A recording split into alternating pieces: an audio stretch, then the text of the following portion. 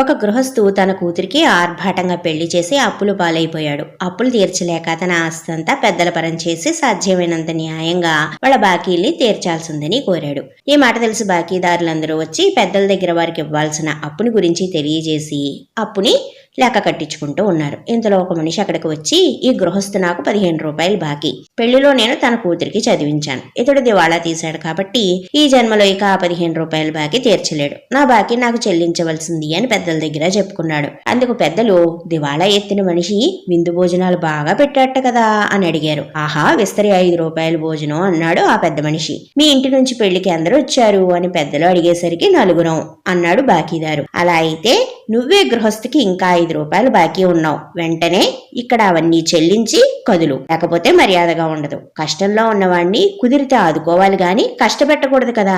మంచి వాళ్ళని హింసించకూడదనే ఇంగితం నీకు లేదు అని తిట్టిపోశారు.